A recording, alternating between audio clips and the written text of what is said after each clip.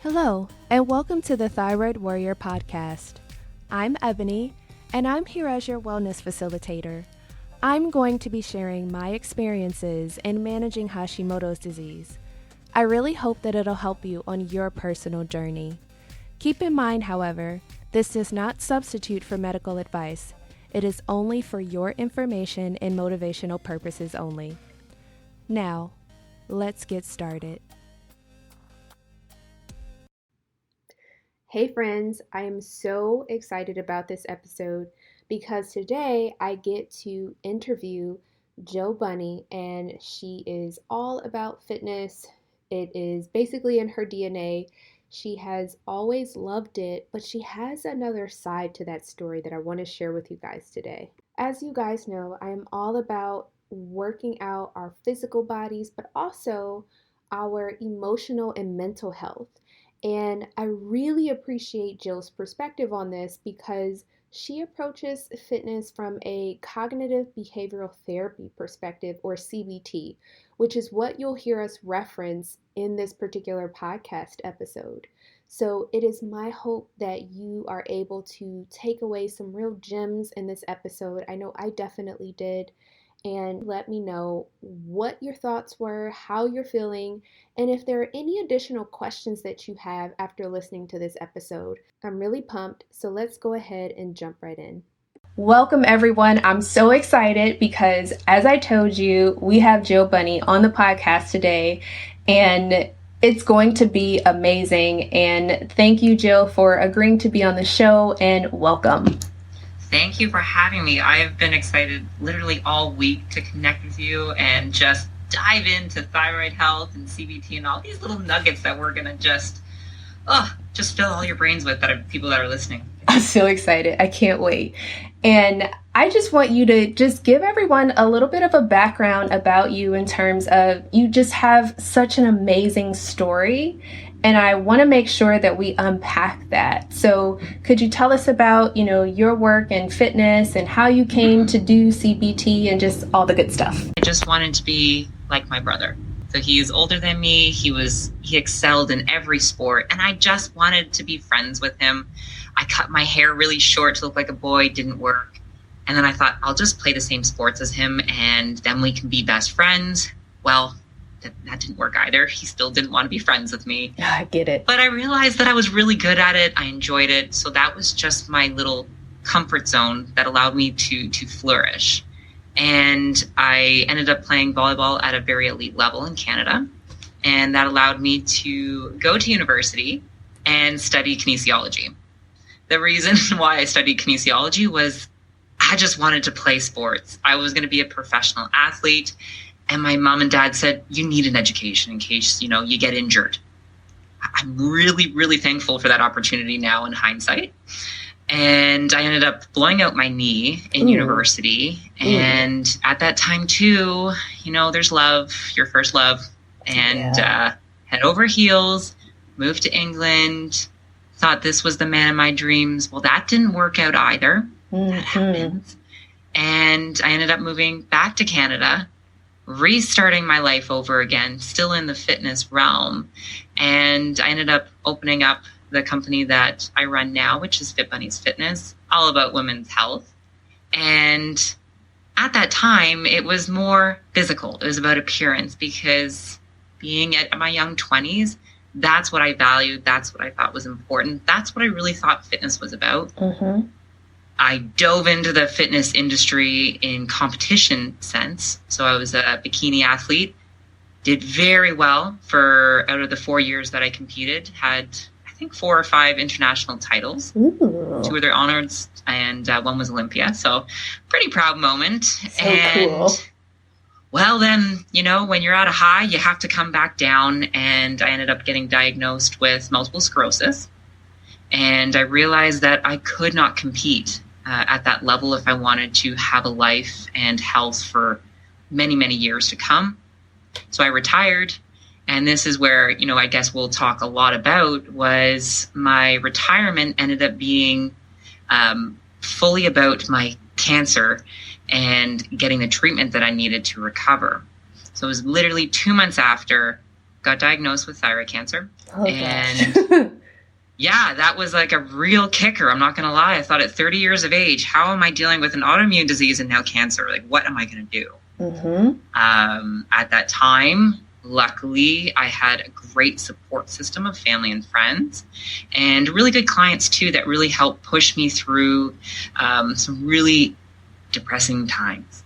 Yeah. And during my thyroid treatment, the easiest part for me, maybe not for some listeners on here, was the actual thyroidectomy. It was easy. I was like, remove it, I'll be good.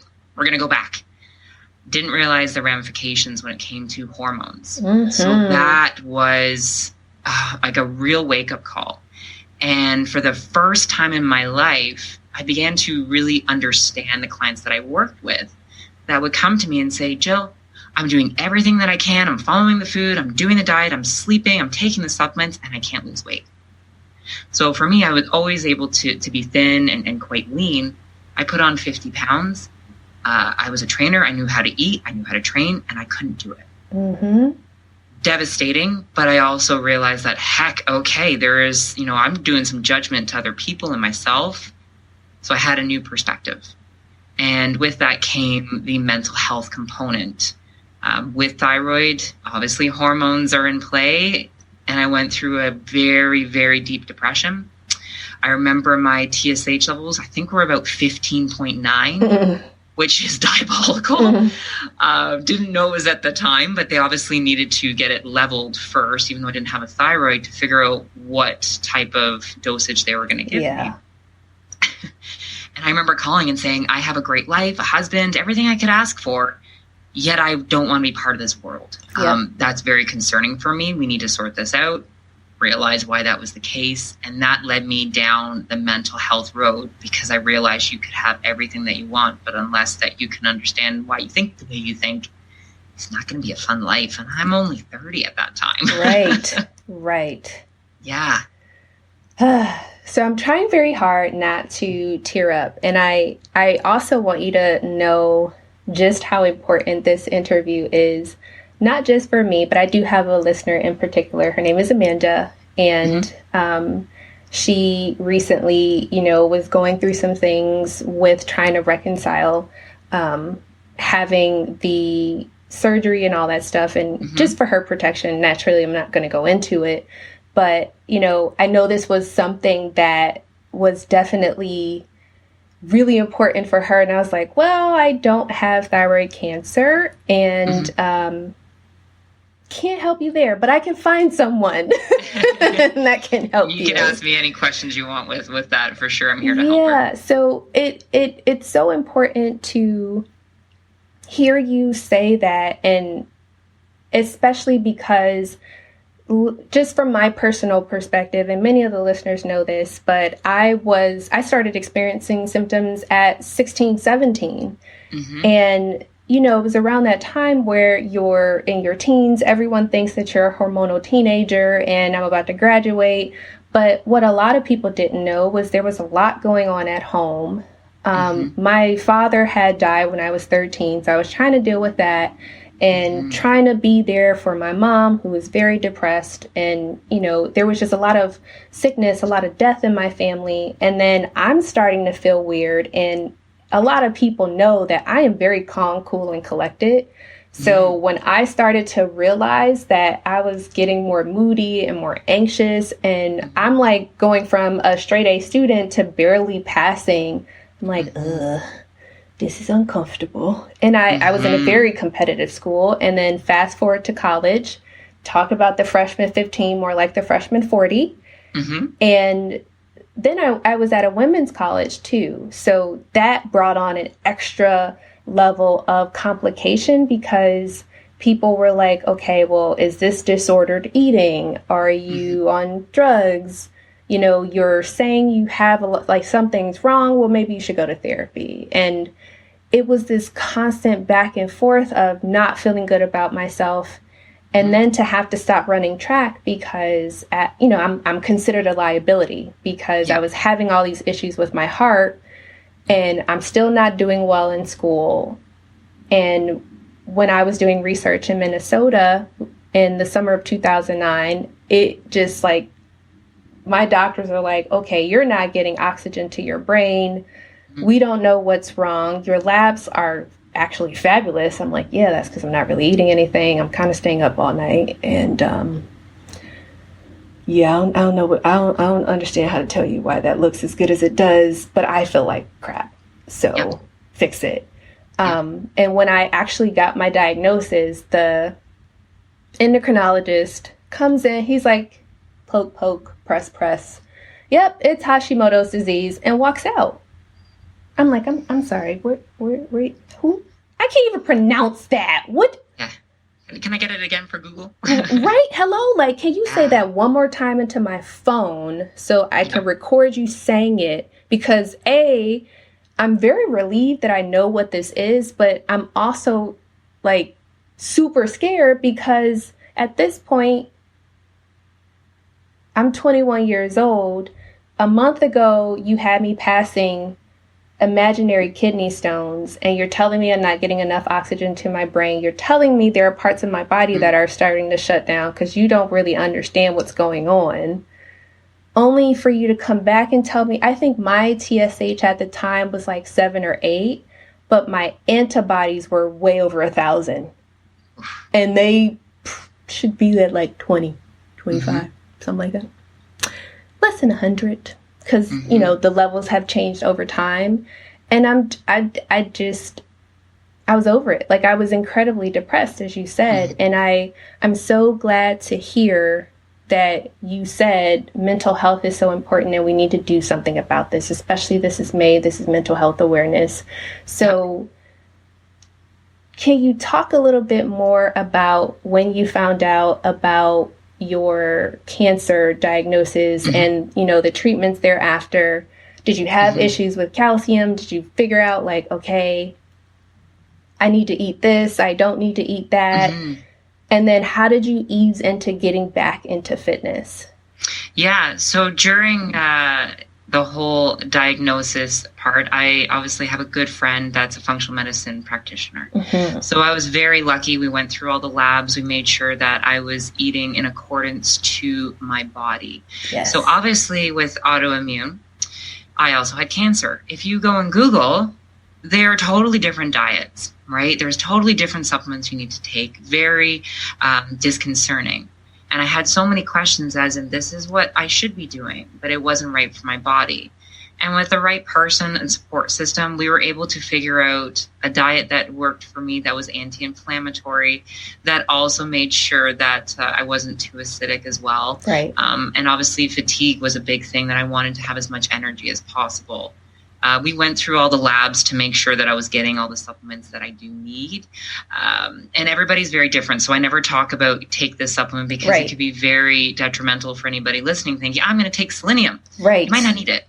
Right. So I say, if you're really wanting to fix, you know, or optimize your thyroid, or if you don't have one, getting a nice, you know, chunk of labs, we can actually see where you might be a little bit lower. Right. So with MS, I need to take a ton of vitamin D. If you heard about the amount, you'd be shocked. But I realize I just don't say anything because then it could be put me into a worse state. It's a lot. But what I realized was, I can't physically push through optimizing my thyroid. I needed to give it time.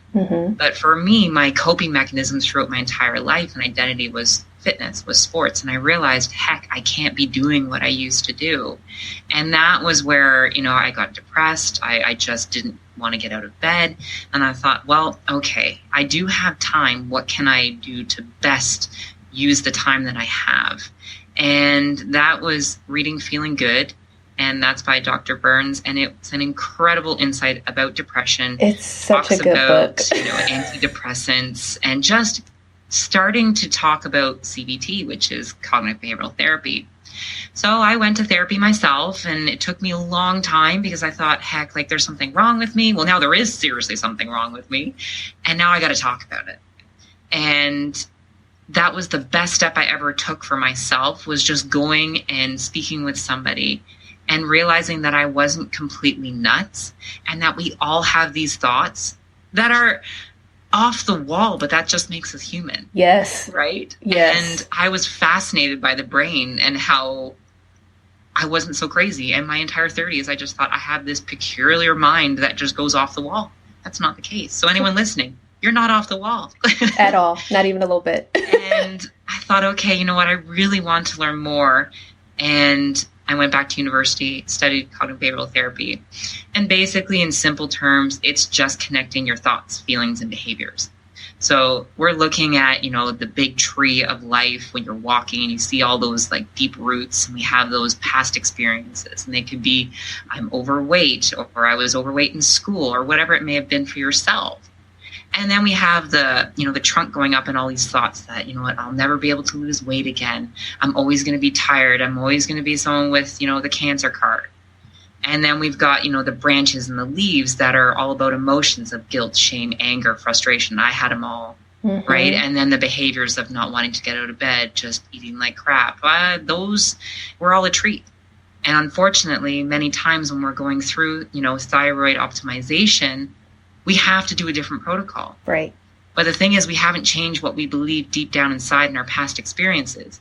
So all that happens is our gosh darn tree grows the same branches and the same leaves it did the past season. Yes. So that's like the diet, the next diet, the next diet. We got to get deep down in those roots and figure out, okay, well, how true were those past experiences? And am I holding on to them? Are they catastrophic? And as soon as I started to do that, those old leaves and branches, they literally went into the mulch, they're gone, and I blossom new ones. And I can think more realistically. And I realized that, heck, like CBT is pretty cool. It is. And I want to bring this into fitness because it just coincides so well. So it was about 3 years and I've been doing it with my clients, and it just came to the point now where it's bigger than just, myself, my client's perspective. And now it's just getting this known in the fitness industry that if we can go into the mindset, then there's a lot more that we can do. And if we can, that yo-yo dieting, the clickbait posts and all this stuff, we're like, this is the magic. This is going to happen. You won't fall for it because literally you have that magic. It's your brain and it's free and you already have it. I love it.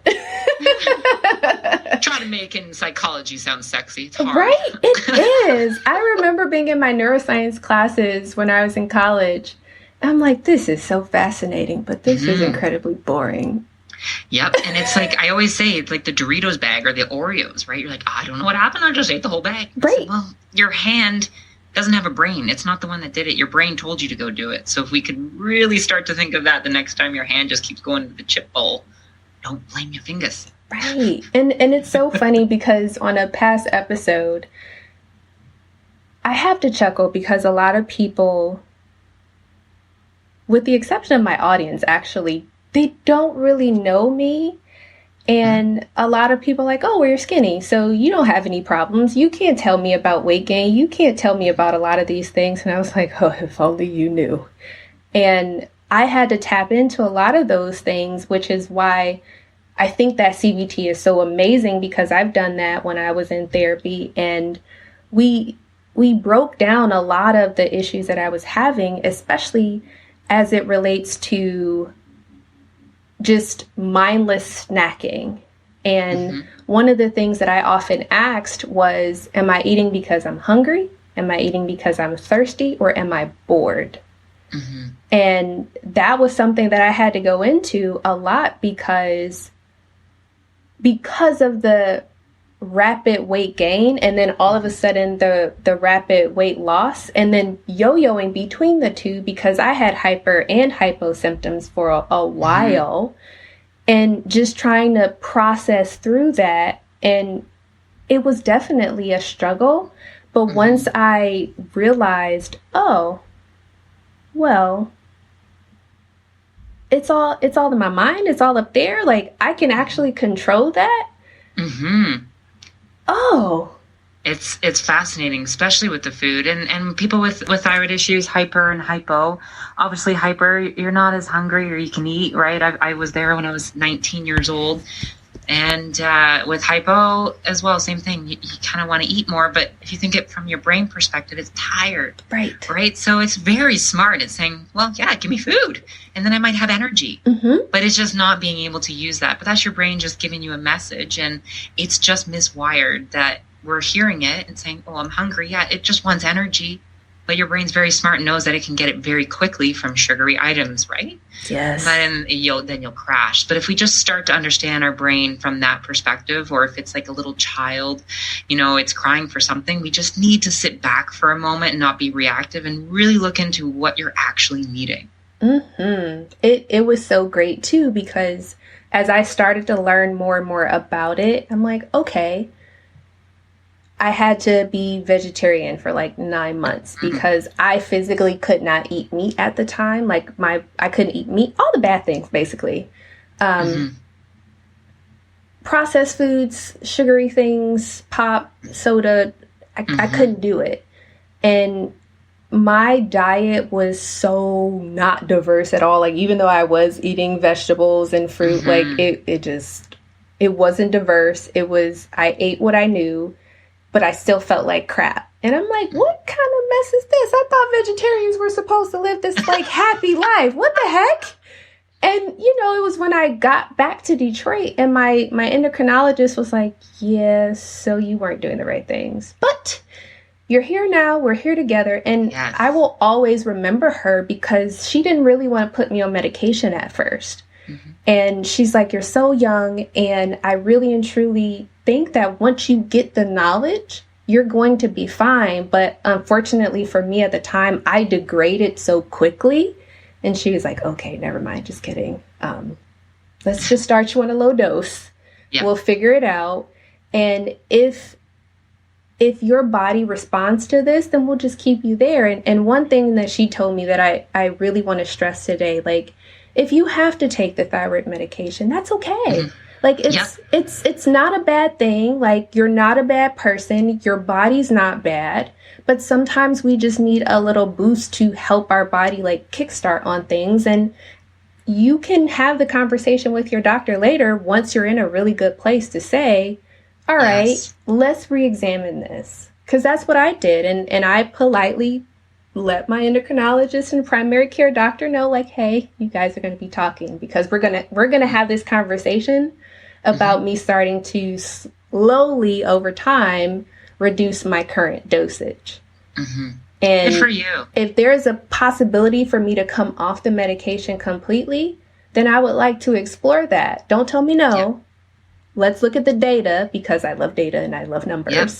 So let's try it over the next year. And they're like, I don't think we've ever had a patient tell us that, but okay, we can try. I said, okay, good, thanks. Advocate for your health, right? and people listening, if, there's two approaches. And for me, yes, I do love the natural route, but unfortunately not having a thyroid, yes, I'm on medication. I am one of 80% of people that is on at least one prescription drug every day for the rest of my life. And you know what? That kind of gave me, again, a new perspective. And I give a lot of thanks to the multiple different disciplines of health, because there's so many people that you can talk to that are listening on here that you might not be getting what you need from one doctor, but that doesn't mean that, there's not another avenue for you to explore and see if it's best for you. I think I saw at least like 8 to 10 doctors over a 2-year period. It's just like dating. You know what? Like, I realized don't marry the first person right? Didn't go work for me. So same thing with doctors. I'm just going to take that approach. And people will tell me, like, my dad tells me, oh, you're very hard on doctors. Yeah, I am. Because there's only one of you. But there's millions of doctors. Sorry. Like, I've had to suffer a lot because they didn't listen. And sometimes, especially as women, you feel that I'm getting gaslighted and you know how you feel. And when you go to the doctor and you're like, I'm really, really tired. And they're like, okay, you have 2 kids, you have a career, you have a family, or you're, for me, you're in this really difficult program and you're getting used to things. Like, yeah, it's going to be a bit challenging. I'm like, no, stress doesn't feel like this. Like, this is very, very different. Very different. And I think that's really cool to kind of be able to advocate for yourself. And speaking of which, could you talk to us about, like, what are some of your favorite ways to unwind and practice that self-care and really, like, advocate for yourself in that way? I love that question. It's taken me a lot of time. I'm a recovering perfectionist. That's one thing that I've learned. And I struggled with self-care for many years because I didn't know how to do it perfectly. Mm-hmm. You Google, like, okay, self-care. I'm going to put a mask on my face. And I'm like, I'm just more anxious now than right? And I have a very active brain. So what I realized was, okay, there's just too much going on. That's usually for me at the self-care because you're just feeling overwhelmed. Mm-hmm. So I just need to take a step back. And that can be different for everybody. For me, it's turning off my devices. Mm-hmm. So I look back at the 90s. Man, I love crimped hair, all that fun stuff. Yes. There was less phone action, a flip phone. I didn't even know what a smartphone was. Right. And I realized I was less anxious then because I wasn't getting inundated with so much information and having to be on, talking to clients and parents and text messages. So by me shutting off, that's just showing myself that I am a priority. And then from there, I kind of just pick what I feel that I need. It might be going for a walk. It literally could be having some gin and tonics. It could be watching Netflix, right? So for me, it's just doing what I need to do and no judgment there, but just literally tuning off from the world. That's my go-to self-care. And there's nothing wrong with turning your phone off. And if anybody likes to read and wants to learn more about this, I'm not against social media by any means. I realize there's a way to optimize it for you and for yourself. If it's a business, what are you using it for? Mm-hmm. Read Digital Minimalism. It's a fantastic book. It'll give you a really good insight. I like it. Mm-hmm. I just read this book. I think it's called Indistractable. And I have to laugh because I was listening to it as I was getting my root canal last week. There were just certain parts where he was talking about turning off the pop-up notices and warnings on your internet browser. And he was just like, yes, the internet comes in this weird, creepy voice and tells you, hey, don't you want to look at this? Mm-hmm. Don't you want to click on this? And I'm like bursting out into laughter. And the endodontist was like, I thought you were reading a book about distractions. I was like, I am. But this is funny. He's like, I don't know what you just said. We'll talk about it at the end. I was like, yeah, sorry. But I'm going to read that book. Right. It's great. And I'm definitely going to read that and link to it. And selfishly. So I want to ask you about managing, stress and anxiety, but also your 5 senses exercise. Oh, yeah. Give it to us. So when it comes to anxiety, stress, I always want to make this known that it's not all bad. That when we think of anxiety, we think of stress, it's terrible, it's catastrophic, but there is some good to stress, right? So if we had nothing to worry about, we probably would do nothing at all, right? So that little bit of stress of something doesn't feel right in your body, you're going to go to the doctors, right? And then you might be able to get some, information a lot sooner than later. Right. So that was for me. I didn't feel right. Felt a bit tired. Thought I had pneumonia. Ended up being thyroid cancer. Okay. So I'm really glad that little bit of stress pushed me enough to go to the doctors. And in life as well, there's a little bit enough for us to take action. However, if there's too much and we're overwhelmed, that's when stress and anxiety becomes that red light, stop, halt that we're all, we don't want to talk about. But we are here because we all go through it. And I think everybody listening here doesn't need me to give a definition because we're all very well equipped. And especially with 2020 and all this pandemic that's happening worldwide. Mm-hmm. So when it comes to anxiety and stress, first I say, are you able to deal with it? Or are you so overwhelmed that me saying, here's a worksheet, you're just going to throw it in my face because you're like, that's not what I need. So this is where I pull the 5 senses, and no matter if you're elderly, you're a child, anybody can do this, and kids absolutely love it. So all you do is in that anxiety-provoking state, you just sit back and you think, okay, 5. What are 5 things that I can see in my environment right now? What 4 things can I hear? What 3 things can I, let's say, touch, if you like to be able to touch things more? 2 things that you're able to smell, and then maybe 1 thing you're able to taste. And by doing those, you can figure out what, super sense you have. And if you really struggle to smell, pick that as 1 sense so you're not, feeling worse about yourself. Mm-hmm. And that'll just get you to be grounded. And then my tip would be, let's create some awareness. So that is CBT, that we want to understand why we're stressed. We want to understand why we're anxious. Because if we don't do it, all we're doing is the self-care band-aids that are not actually going to sort out what's going on. And likely, you might be overgeneralizing something, catastrophizing that this is diabolical, yet it wasn't. We just, and our heads took us to this, far out land.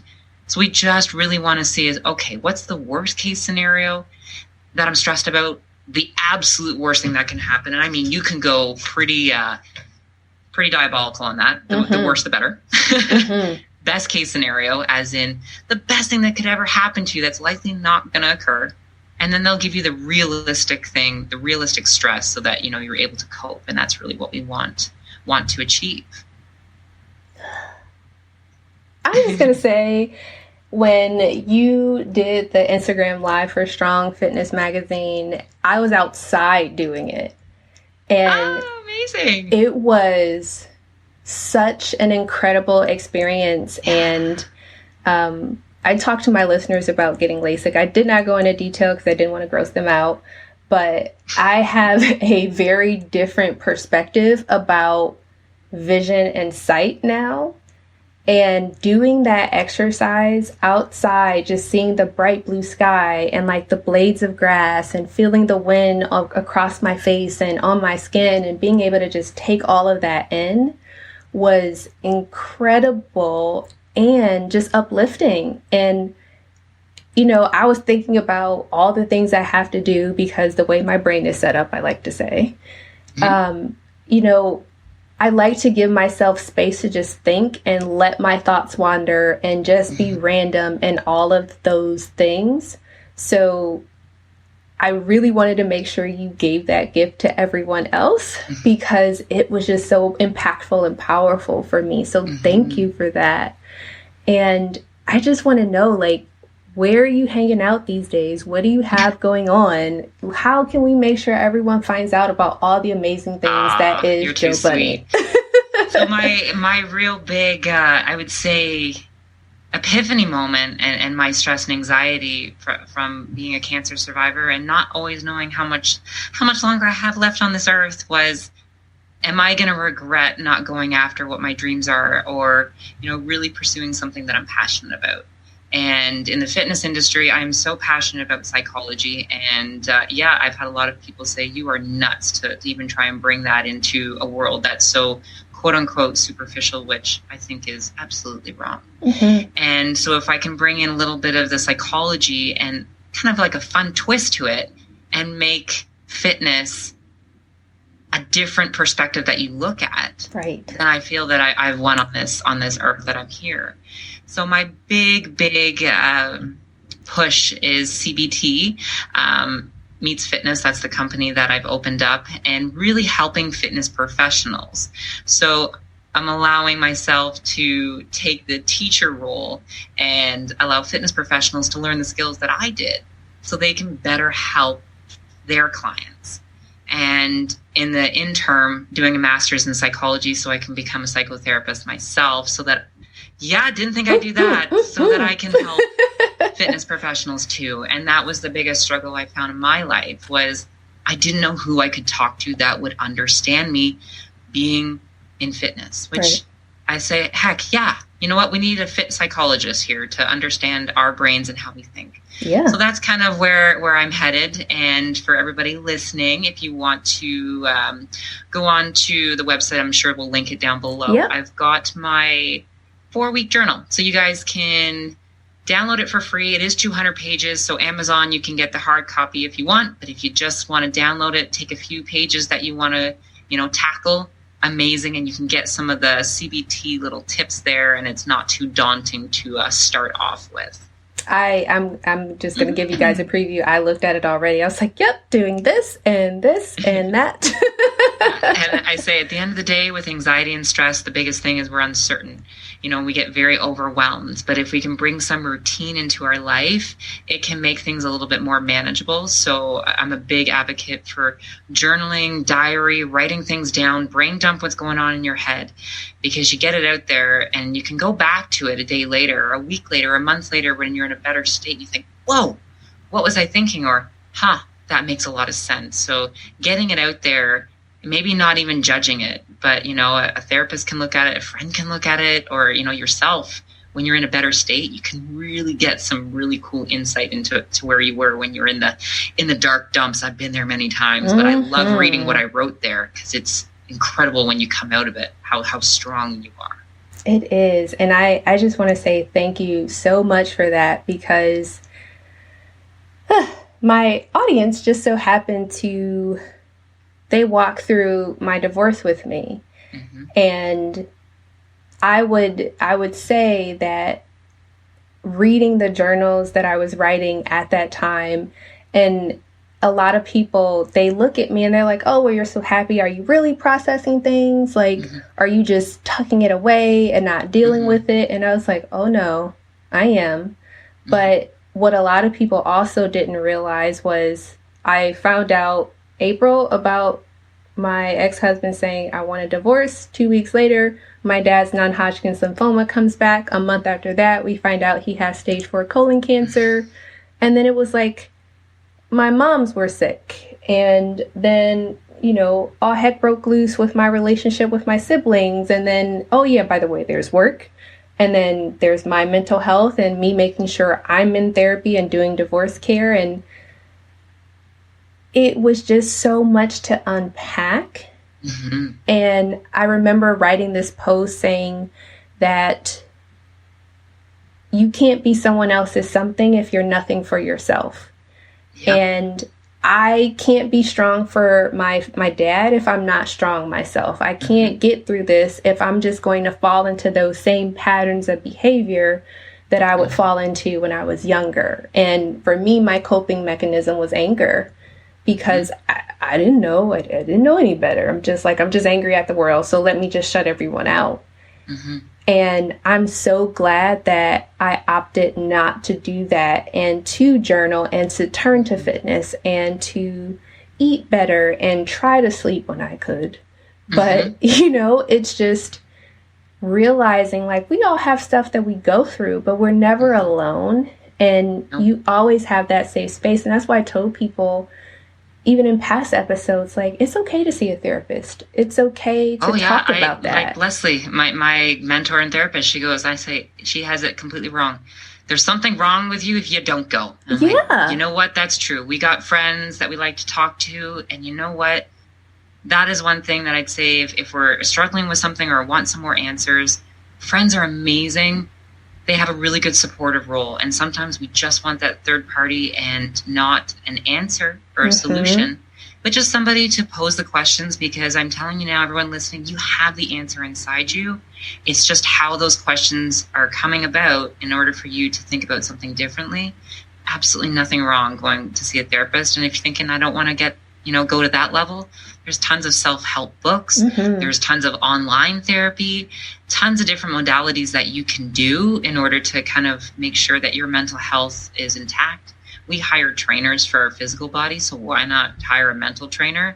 They are key. Yeah. I just started up therapy again last Tuesday, because I was like, so I am the most social introvert you will ever meet. But I realized throughout the pandemic, people are like, oh my gosh, are you okay? You're there at home alone. What are you going to do? I was like, I'm fine. I'm really fine. It's not me that I'm worried about. It's everyone else once we get out of quarantine that I'm worried about, because I'm naturally a nurturer. So it isn't really that I'm necessarily like, oh my gosh, I'm by myself. What am I going to do? It's once we're actually interacting, especially when I get back to work, like I have a very stressful job, I'm thinking, how am I going to make sure I'm protecting my mental health for the flood that's about to come? I like your proactive thinking. It's amazing. Yeah, I was like, I have no time to be coming home, because I've done it before. I come home, I close the door, and I literally fell to the ground because I was exhausted. Mm-hmm. And I was like, yeah, no, we're not doing that. No. And you know what? Throughout this time, even though it's difficult, we've had some boundaries. We've had more time for ourselves in some way. And, when things go back to a new norm, take something that you love from this moment, because there's so many great blessings as well that you can bring into the new environment to make sure that, you're doing your care for yourself, because it's a new world out there. Yes. Yep. Yes. So I agree with everything. But like I said, guys, I'm going to link to everything that we have had in the episode today. Jill is always here for you. She's super amazing. I'm going to make sure you have all of her information to connect with her. Yeah, and any questions you can ask me. No problem at all. I'm a pretty open book. She really is. She's awesome. Yeah. I've been brunching with her on Sundays. It's been great. Can't wait to see you tomorrow. Right? So with that, Jill, just thank you so much for spending time with us today. And I'm proud of you. I'm thankful for you and just all the things. No, thank you so much for having me here and all the insightful information and just bringing all the guests on your podcast to connect with you all. Incredible job. So thank you. Oh, shucks. Well, thank you. Okay, Thyroid Warriors. Get out there and take things one step at a time. Remember, be great, reflect on your triumphs, and as always, be well. Take care.